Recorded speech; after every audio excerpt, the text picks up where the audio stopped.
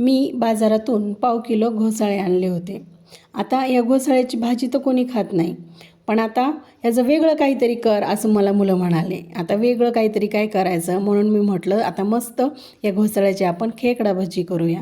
आता त्यासाठी मी काय केलं, या घोसाळ्याचे देठाकडचा आणि शेंड्याकडचा भाग कापून घेतला आणि मस्त असे वेपरच्या खिसणीवर हे घोसाळे खिसून घेतले.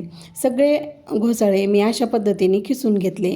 पाहू शकता तुम्ही, सगळे असे छान खिसून घेतले. आता त्याच्यामध्ये मी काय केलं, बेसन पीठ घातलं. तुम्ही ह्याच्यामध्ये अगोदर मीठ घातलं तरीही चालतं घोसाळा खिसल्यानंतर, पण मी अगोदर बेसन पीठ घातलं.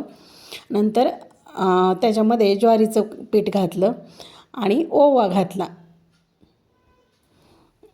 ओवा चांगला क्रश करून मी घातला आहे त्याच्यामध्ये. नंतर लाल तिखट घातलं. लाल तिखट तुम्हाला जितकं तिखट लागेल त्यानुसार घ्या. हळद घातली.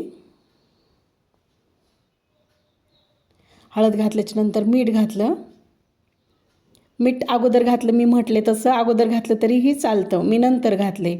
आणि मला आवडतो म्हणून मी कांदा घातला आहे. बिना कांद्याचे केले तरीही, नुसते घोसाळ्याचे भजे केले तरीही चालतात, पण मला कांदा आवडतो म्हणून मी कांदा घातला आहे याच्यामध्ये.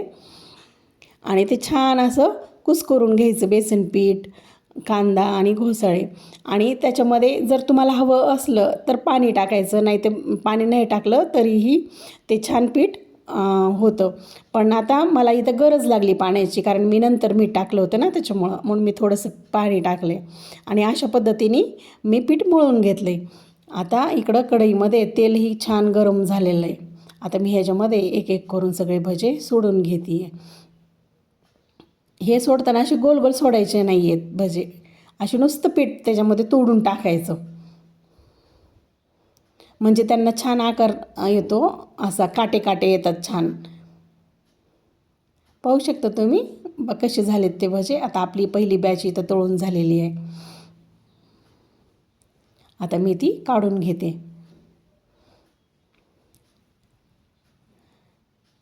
आपले पहिली बॅच कसे छान मस्त असे भजे आले, त्यांना काटेही किती छान आलेत पाहू शकता तुम्ही. आता अशा पद्धतीने मी सगळे पिठाचे भजे तळून घेते आहे. आपले सगळे भजे आता तळून झालेले आहेत, पण आता भजे म्हटले की त्याबरोबर मिरचीही हवीच, म्हणून मी मिरचीही तळून घेतलेली आहे. आपले खेकडा भजे तयार. घोसाळे